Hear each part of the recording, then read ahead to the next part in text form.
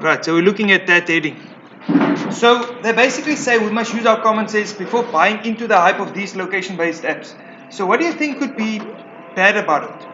Or good? Let's go good or bad. Do you think location-based apps is good or bad? And then if so, which one? Or why do you say so? Okay, both should choose one and then tell me. Alright, so remember in tests, if I ask you something like this and then I ask you, is location-based apps good or bad? Don't say both. You choose a side. Sort of like that other thing when people argue, a debate. It's like a debate. You must choose a side. You can't be on the fence. So you have to choose one, and tell me why do you choose that one? I think it would be good because, like, in terms of like people who exercise a lot, they like want to measure like how far they run. So that's one thing. All those fit tracking apps, and even on your phone, they've got their own app that checks your fitness and stuff. So the one idea is that it's good because those apps, it is nice. Even your phone, I like checking my phone when they said you reached your 10,000 steps for the day or what, and then sometimes you can even see where you went through. So it's nice having that. Any other comments, good or bad? Why? Other than this? Yes. So, like to use the example of Pokemon Go. Yeah. It may it's I guess like it benefits people because the game forces people to go outside and explore the world, find Pokemon so they can catch it and catch them all. Okay. Can make more interactive. Yeah. What else? Yes. Yeah. What do you say?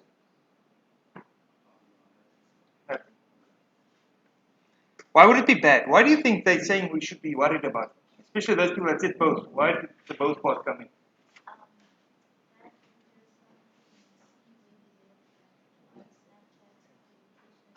Yeah. Sometimes with these apps, it means other people know where you are. That means, especially your phone, if you set for your phone, they can track where you're going. Your phone knows where you are. So if somebody hacks into your phone or anything like that, they can see exactly where you are. Now that could be a variety of things. It could be people seeing when you leave home, they know your home is open. Or just most of the time, if you do miss a delivery, and the people buy the KFC bucket for one, they sort of know, odds are there's one person at home. So if 3 or 4 people go, I mean, they can get in and rob the place because now there's just one person. The pickup thingy, what's that? Uber. Uber, that means they know where you are, one person. So all those trafficking people, I don't think it happened yet, but I mean it's open for that. They can, if you on the app say need to be picked up here, then now it's already a bit dodgy. Right, so we mustn't just think all these things are just not good. There's problems with it. That's why when you do Uber, I think with Uber there's like ratings for the drivers and stuff. You choose people with higher ratings. That means it's people that's been used multiple times and they sort of, for all these 100 or 20 times that they already drove people, there was no issues. So we have to look at all those things before you just give away information. Okay, maybe eerst op bladsy. Sorry, perfect. Dankie, ek het hom klaar. Yes. Alright, so otherwise you can still read the rest. All nice reading. You see there's stalkers, pedophiles, anything on the internet, public. You also know this. If it's on the internet, it is there forever. You know, if you go to Facebook, you post something, and you go and you delete it. It's there already. Because you must know, like on your computer, you know when you delete something, it goes to a recycle bin. When you post something, does it go from your computer to where? To a server somewhere. And especially now, next year, a lot of our theory will handle about online apps and stuff. And one of the main things for a company like that is they need to have backup.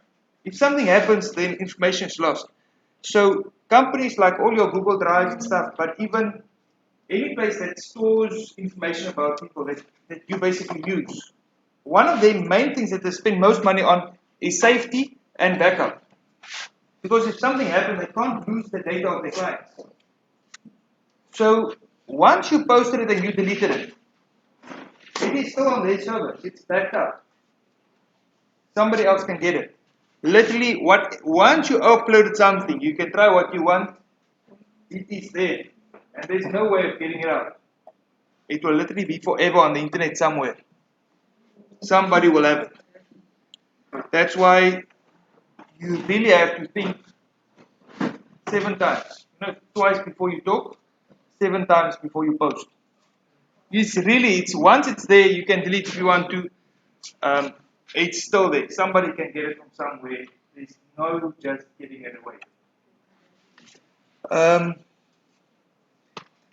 Your circle of friends is much bigger now with the internet.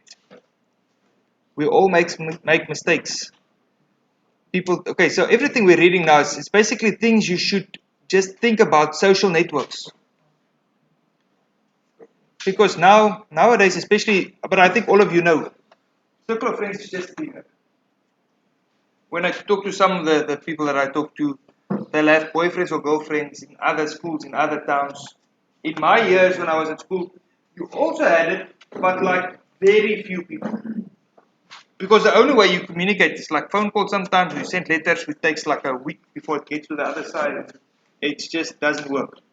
Alright, but nowadays you can have proper online relationships with people. Obviously with that, if you are one of those people, just make sure it's a legitimate person. Alright. It also happens. Like I saw a small cartoon, one fat guy and be chatting with another fat guy, and this guy is a very active sports fanatic, and the other one is a nice girl, and they're having a very good relationship. All right. So yeah, just make sure you know who you're talking with. And remember, even with pictures, I said the profile pic. You can put any pic on profile. It doesn't need to be you. All right. So just keep those things in mind. All right. We all make mistakes. All right, and that is true all the ways. Sometimes somebody could be nasty to you, so you post nasty stuff back because you feel they deserve it. But then a week later you realize maybe the guy apologizes or go. But now that stuff is posted. Now reversing it is big issues. And that's where you get the cyberbullying and all that stuff in. So you should try something, they always say don't post something or write something that you wouldn't say to the person in real life. But sometimes some people say, yeah, but I will tell the guy that. But the thing, when you tell a person that, they can defend themselves, and then maybe an understanding is reached. While if you post it, it goes to everybody else without seeing the end of the story, or the other side of the story. Alright. People lie. Okay, that's very true. Okay, small pieces of information adds up. Now with this is another problem. You must know when, especially pictures and stuff like that, if you say this person did something dodgy at a particular party. Now you must know that means you also probably went to the party if you took the picture. Everybody else in the picture is now also being mentioned that they were in that party. Now other people also know that they were a party at that particular place. And certain things happen at that party. So suddenly a lot more information can be gathered from just your original statement, what you thought you want to post about. So remember that. No, you can't have separate online and offline lives. Alright. People do that, but it's not healthy. Okay, I know about people that's when you see them real life, when you see them online, it's two different people. You get that one guy, he's really the main guy, and you beat everybody up, but then it's like a small girl that's just enjoying her life. Alright, so obviously, if you just do it like once off, it's okay. Like just inside a certain scenario where you just want to not be known. I tell my daughter, she's also online, but then I tell her, whatever you say, you don't post truthful stuff. So she's got dodgy ages, dodgy genders all over the place wherever she goes, because I tell her, you never say anything truthful. But it is not her personality. When they say you should not be this person online, and wherever you go, you are that person, and then you start having the double lives. As soon as you go online, then you're this person. Offline, you're a different person. Alright, it's not good doing that. Actually, more hello we're doing now, but yeah. You can't predict all the ways these things can work against you. Alright, and that's very truthful. I think some of you will learn. Even if you think you're gonna just post something bad about somebody that was nasty to you, it's gonna come back someday. Alright, and also, especially what you must realize, the age we're going into, those of you that wants a proper job one day, interviews and people I know, big companies in Johannesburg already started with this, or in the world, where they will go to your social media profiles and then decide if they want to employ you. Because you must remember from a company now, if you've got a company, would you want to employ somebody that is very pro all these strikes? If something is wrong, then they promote strikes and they promote all these aggressive behaviors and let's fight all these things. Would you want that person working for you in your shop? That means as soon as you do something wrong, he's going to get all these people and they're going to just gang up on your own business. Rather just, you're not a good fit for the company, you get good other opportunities. And then you go with somebody that's more streamlined. Alright, so please, and there's companies, it's their job to go look at all the social media platforms for certain people. They literally, a company will pay them to investigate a person that wants to go for a job to see all the platforms, where do they go, what type of stuff do they post, and so forth. They won't discriminate just because of the unions you support or whatever. But the way you post stuff and the stuff you post gives companies an indication of who you are. And that will sometimes either make you fit better into the company or not. So really think about, especially from now on, the stuff you post, the stuff you do, the stuff you promote. Right. And then, okay, price of ignorance. Yeah, so don't think what you do is private only for your friends. I hope all of you know that by now. You can do what you want to online, but it's never safe. Okay, how to like a missing person. Okay, all of you know you can track your cell phone, all that stuff. I think it's sort of, all of you know more than that than me. Limitations, capabilities. Okay, nice reading information. Alright, yeah, that's all good stuff. Alright, computer management.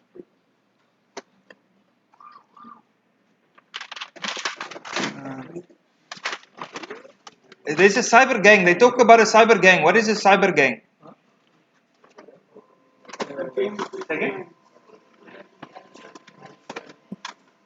So it's like a real life gang, but just online. Alright, so the difference is they're much more anonymous. So it's more difficult to see who's part of it and so forth. So it could be worse off. Alright, all those viruses and all that stuff from grade 10 you must still know. Just know that. Alright, but other problems we can have. So if we talk about our data, security risks for the information of a company. What do you think, what could happen? You've got a company, you've got data on your server, you want to protect it. What are all the threats you want to protect it against? What do you think? What could happen to your data? You want to protect, obviously you must know you must protect against what? So what can happen? Open all possibilities is good. Second? Yeah. Fair. Okay, that's the first thing. So you need to put burglar bars. When I ask you a question and I say, company wants to protect the data, what can they do? Then firstly is physical measures. Example, burglar bars, locking of a door. So you want to protect it against theft. That's how you protect your data. Because a computer can be stolen and then they've got all your data. Alright, so that's one thing. Physical measures like burglar bars, locked doors, and so forth. Okay, what else? Alarm systems. What else could be a danger to your data on your server? Viruses. Viruses could affect your computer and you could use your data, yes. What else? What? What do you mean with temperature?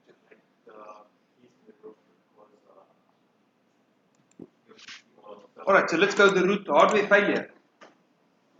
Alright, so we need to protect against hardware failure. The computer could just overheat and burn up or whatever, or just break for some apparent reason. So hardware failure, yes. Theft of identity. So that be How would that my like, data? So let's say you want to make an online purchase and then you like enter in all your details. Then I guess like a hacker could like steal all that nice of information and then make purchases on your with your details without you knowing. So identity. So identity theft. Okay, so I'm talking about my data. So option here is identity theft. Must be on a step. Yeah, I'm not too sure if that would actually harm my data that I've got In terms of data. for the company. Yeah, so I've got a server with information on. I want to protect that thing. So identity theft, not necessarily. Maybe so, I can think of another like let's say you work for like Google and then you can steal an employee's like login details and then access like Alright, so let's go the other route. Somebody could just, I want to say hack in or just log into your system and copy the stuff through the networks. So things you'd want for that is that's why you've got usernames and passwords and firewalls to protect from unauthorized access. That's the word. Okay, so to protect against unauthorized access to your data. So other people can't just access the information. So you need usernames, passwords, firewalls to protect against that. Ahmed, you wanted to say? Same thing. What about earthquakes and lightning strikes? Okay, so acts of God or natural disasters could also, the building can burn down or lightning could strike and fry everything. Right, so for that we also got, what can we do to protect against, let's say, like lightning surges or power surges? Say again?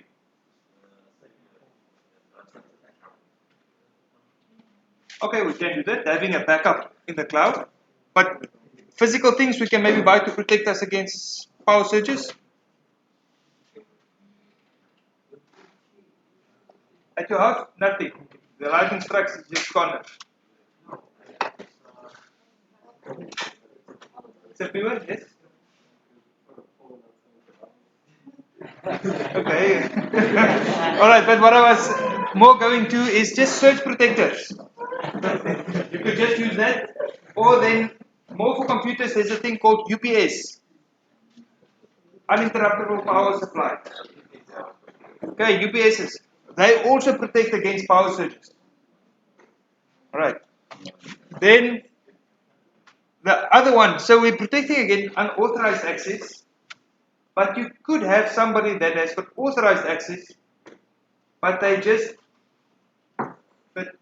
misminded, or how do you call that? They do stupid things. And they can delete stuff by mistake. Or enter stuff incorrectly. Alright, so that's where our human error also comes in from. So if I've got an app and I want to work out the average age for my grade 11 class, and I ask everybody to type in the ages, then you have some people like my daughter that thinks, my dad said never be truthful online, on apps. So it goes, he says it's 35, it's 58, 16, 12, 9, 95, and now I do average of the class. Will my average be right? No. Alright, so that's where you see there's the word GIGO comes in. It's an important word, you must know it. Garbage in, garbage out. So if the information you give to the app is garbage, the result you're going to get will be garbage. Alright, so my app for average age, people entered garbage information. So my answer I'm getting out will also be garbage. Can't use that average because it's wrong. Because the wrong information was typed. Alright, all good. Alright, then we go on a bit. Some nice activity about it. Can keep us busy at night. Alright, threats. So we already spoke about the physical threats. Locking up, burglar bars, all that stuff. Hardware failure. Power failures, spilling of coffee, mechanical, just hardware failure, just because. Network vulnerability. Okay, of which we spoke about, we need to protect against viruses. But then we've got like 3-4 different ones here. What's the difference between a virus, worm, Trojan, or rootkit? Do you know any of them? I think you should have. Did you not learn about that last year? No. Lacey, how are you saying? I can see you were dreaming about this. Okay, please no, it's Monday, third lesson. We can't be tired now, people. We have to be awake. Alright, I know it's theory, but I mean one of those things. So what it is.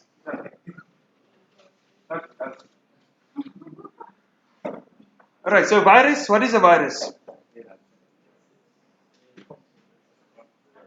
It is a computer virus, is a malicious software. No. Okay, so we can all read. So the main thing about the virus, okay, let's say it's malicious software. What is malicious software? So in short, malware. What is malware?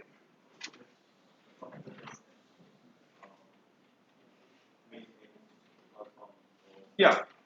Okay, so malicious malware is malicious software, which is software with the purpose of doing harm to you. Could be your computer or the data or whatever. Now we've got all these different ones. A virus is one of them. So a virus is there that normally attaches to another file, and it's there to then do malicious actions. It can delete files, or it can corrupt files, or it can do various things. But so a virus attaches to another file, so that it can transport where it wants to go, and then once it's there, they call it's a payload. So the payload is basically the damage it's going to do. And it depends. A virus is basically a computer program, but that's just created to do damage. That's why it's malicious software. So it's software, but with a bad intention. Okay, good. A worm. What makes a worm different now? Right, so a worm is like a biological thing. So in this case, a worm is there to replicate. So a worm just grows and becomes more and more to eat up resources. So it will spread itself through a network. So it doesn't just attach like a virus attaches and moves, but it's the one thing. While a worm becomes more, copies itself from one computer to another. And also inside there, it could copy itself to fill up a hard drive, or fill up RAM, or just use network bandwidth. So it's the idea with a worm is it replicates itself and spreads to eat up resources, depending on what its purpose is. Alright, our next one, Trojan. So all of you watch that movie Troy? No, it's old. It's not that old actually. Probably 2000 something. Alright, so 2004. 2004. Yes. Alright. Okay, so also if you go somewhere you can watch Troy. Just take the age restriction, but I think you should be safe. So do you know the story about the Trojans? Right, so what they did, they attacked the city Troy. And they were there with all their ships, lots of people tried to get into the city, couldn't. So then, what they did, they built this big like big statue of a horse, Yeah. and they left it outside to tell the people of Troy, listen, you guys won, your defense is too good. Got in the ships, they left back home. So after a while, the people in Troy, so hey, all these people have gone. Oh, look at this nice horse. Let's bring the horse in. The city, nice there. Big fire, big party, everybody eating and drinking wine, water and stuff. And then after the water made them feel bad, they went to go sleep a bit. And then the bottom of the horse opened up and there was people inside the horse. It's like probably 5 or 6 or whatever. Got out, went to the gate, opened the gate, all the ships that was just around the corner came back again. And they all came in to share in the party. Alright, so, and that's what happened. So, the horse itself looked like just a nice statue. Good intentions, nice present, went in, but then when it was where it was supposed to be, bad stuff came out. Alright, and that's what a Trojan is. So it's a software, let's say it's like a Pac-Man game. Your friend sends you a game, it's a Pac-Man game. You play the thing, and you see it's a nice Pac-Man going, you know Pac-Man. It eats up all the bullets. But then in the background, every time it eats a bullet, it deletes a file. Windows corrupt, all files gone. Alright, so that's the idea of a Trojan. Looks like a good app. The app works, it does actually. It's a Pac-Man that goes and eats stuff. But in the background, it does other dodgy stuff. Alright, that's what the Trojan. So, disguised as a useful software. But then in the background, it does something it's not supposed to do. You'll see options they say keylogger. You know what a keylogger is? Alright, we'll get back to keylogger now. It can do keylogger as well. But it can create a backdoor. So what it could do, you could have a very nice firewall. But then having a Trojan, it makes so that there's another way that they can enter to your computer. So technically on your computer there's things called ports, like in the software that's like doors, software entering your computer, and like the internet goes through one particular port, and then your firewall protects that port. But now what this software can do is it opens up another port to say, listen, the person can come through that door as well. So now the firewall is busy protecting the only legitimate port, but then these other doors are opened up and they can just come through there. Then hackers can hack into your computer, even though you've got a very good antivirus with everything. Alright, so that's what a Trojan horse does. Looks like a good app, but then it does dodgy stuff in the background. Alright, then keylogger. To understand keylogger, we need to know spyware. What is spyware? Shut down. Yeah. So, it's like software that is used to like view what thing somebody is doing on their computer, so they can like track what you're doing and. Yeah. So spyware is literally like a spy. So somebody watching what you're doing. But where is software? So software that's spying on you. The bunny you want to wait outside. You can wait outside if you want to. If you're bored in class. But then you should have changed subjects. Alright. Alright. Playing games, sleeping and stuff while I'm doing theory is not acceptable. Playing games at all, ever, is not acceptable. So spyware, software that spies on us. It could literally be something that captures, that's where the keylogger comes in. It's a type of spyware. Like keylogger. So whatever you... Okay, well listen up. There will be a rugby meeting for under 18 rugby boys in Mr. Kanabas class at first grade. And the 13 rugby boys please meet in the sports office at first grade. And then the following year, meet in Mr. Silver now at grade. Matthew Barret, Brianna Temple, Sebastian Kanadi, Kanadi Koke,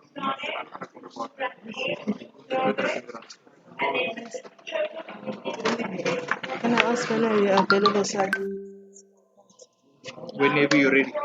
Even right now. Hmm? Okay.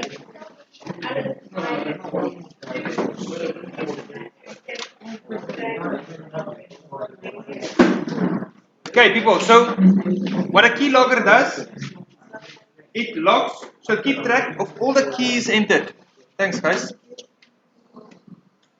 Alright, so you would say, oh, but how does that actually help? So they could literally have, let's say like end of the day, just before you shut down, it sends like a notepad to the criminal of everything you entered. And he can then just go like file search for FNB, go through all the, as soon as he gets it and he sees, oh, this person typed in www.fnb.co.za. Then the next thing he typed in was ABCD, then he clicked enter, and then he typed in 123. So now suddenly you know exactly what is his bank is using, what was his username, what was his password. Right, so by doing that, and also whatever other sites he typed in, obviously the next thing he typed in was username, and obviously after that was his password. So then suddenly they can hack into your email, social media accounts, wherever they want to, by having that. Alright, then rootkits. Rootkit is sort of a problem you need to know about. It is also a type of virus, but what it does, once it's installed on your computer, it will give the attacker administrator access. So as soon as you start up the computer, that virus goes in first. So to understand this one better is you need to actually understand how an antivirus works. An antivirus is tried to load, after the operating system is loaded, the antivirus is like loaded immediately after that. And antivirus will pick up known viruses, but it also picks up dodgy activities. So it will take what is normal, and if some other app is doing something it's not supposed to do, it will tell you this is suspicious behavior. Those with antiviruses would have sometimes seen like a yellow message coming up. This app is trying to do something. Do you agree or not? Now, with this one, because it gets loaded before the antivirus, and it's seen as an administrator, the antivirus actually thinks whatever it does is fine. So it won't tell you even, it won't pick up as suspicious behavior, because it's just doing what it's supposed to do. So this one will bypass like antiviruses and stuff. It's a bad virus. Alright, then let's see what else we have here. Alright, malware at the bottom we already spoke about. Then we've got spoofing, phishing, farming. Anybody knows any spoofing, phishing, or farming? Alright, so you'll see it's not phishing with an F, it's phishing with a PH, and also farming with an F became a PH, yes. So it's spoofing the you have one lotto or something you want. On an email. Yes. Alright, so that is phishing. So the keyword for phishing is you're getting an email trying to convince you to give them personal details. I think I deleted it. Just last week, got an email somewhere UK dollar something happened, and somebody wants to give me I don't know how many billion pounds, but I must now just assist with giving them the details where they can now put this money into. Other ones I got in the past was one guy that wants to just come into the country, but he's got money, so there's no issue. So he wants to put the money into your account. Once it's here, you can keep 10%, you can give the rest back. Or you've won the UK lottery, you've never been to the UK, or entered anything, but you've won the lottery. So all those things, and it's all on emails. So the email is the one where they send you an email and they're trying to convince you to give them details so that they can use it then. Alright, then spoofing goes with it. Spoofing is where you change the from in an email. So, because if you get this email, you've won the UK lottery, but you can see it's from hacker.com, then you know, hey, this is not truthful. But now they use spoofing and they change the from address. So the person that's sending you, it will change the from part to something else. So now you see the address is now uklottery.uk. code. And you see, oh, but now it looks truthful. But it's just they use spoofing software, so it just changes the prompt part. You get emails sometimes. I've got them not a lot, but 2 or 3 times where you get an email and it's from yourself. It's from your own email address. Then it's a guy saying he hacked into your account. And you can see by he sent it from you. So he hacked your email, then sent to himself. So you can see it's proof that he hacked into your email. And you have to pay him, I don't know how many Bitcoin. Then he will just not send any of your emails to other people. Now, the part that gave him away is he said he got dodgy stuff from me. Now, luckily, I know myself, I don't have dodgy stuff. So for him saying he's got dodgy stuff from me, just knows he was completely lost. Alright, so that was the first time because I never saw this before. But it's actually, the first time you see it, you actually get worried a bit. Because it's an email from your own email address saying that the person hacked it. Right, but then he said, yeah, he's going to send these things to Arar. And I knew, no, this is just rubbish. But, so, and they just use spoofing software. It's just software that says, he most probably sent it to millions of emails. And it just says, make the from part exactly what the guy's email address was. So he never hacked into anything. He just changed the from part to whatever he wanted. So, that's also why you could get an email from your bank. Let's say you're at ABSA. You could get an email from absa.co.za saying, oh, we had a problem over the weekend. Please just confirm your username and password so that we can see nobody hacked into your account. And as soon as you type in your username and password, you send it to the other guy. And then you'll get an email back saying, no, don't worry, everything is safe. But in the meantime, that guy is quickly logging into your account and transferring some money. Alright, so farming, just want to finish this last one. Farming is when you browse the internet and you click on a link and it takes you to another site. That's why they say, especially when you go internet banking and stuff, don't go to Google and type in FNB and see the options that come up and then click the FNB app. You could create your own website using software. You can say there it's going to www.fnb.co.za, but when it clicks, it takes you to another site, and the URL will look very similar. And the website itself, because remember, everything on the website is images.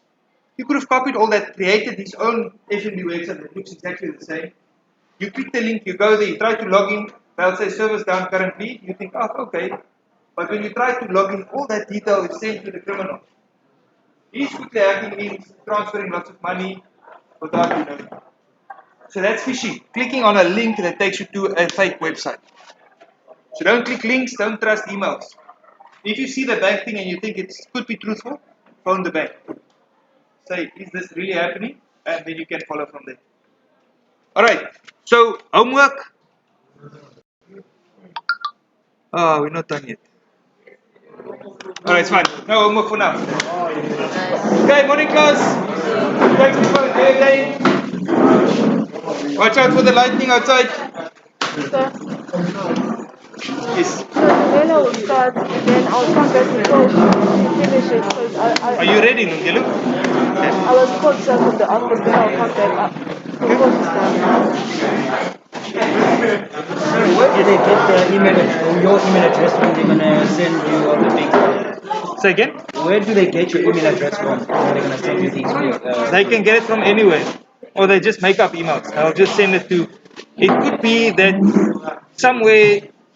Remember, as soon as you go to any, like, on any site, and you register for, let's say, YouTube or whatever, all those email addresses could be stored somewhere.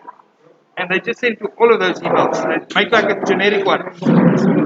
And they say, send it to all of these, and the from part should be whatever it's going from. And I put like an app that just does sending all the emails to all those places. It could be anything from you from entering a small competition online. And you have to put in your email address. You can just take it to any random place. Oh, okay. Thank you. Yes.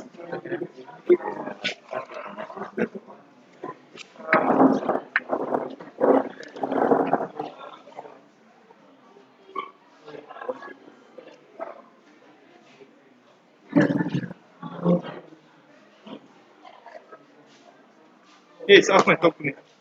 Someone was talking about our emails school's gonna give us. We never received an About your emails? email that the school's gonna give us, but we didn't receive an email.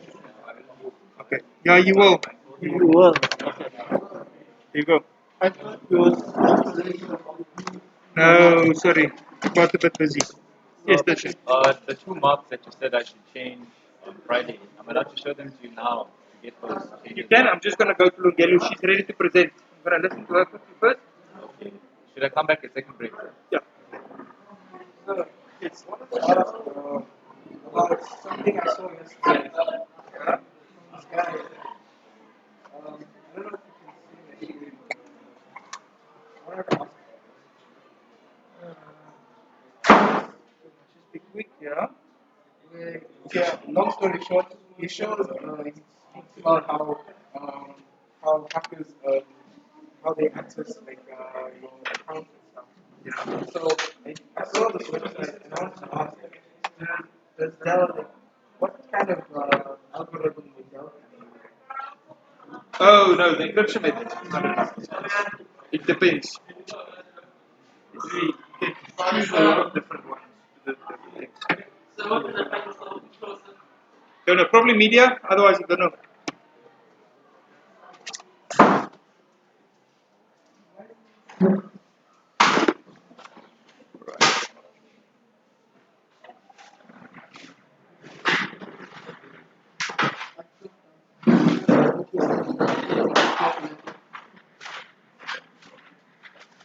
Alright, Lungelu.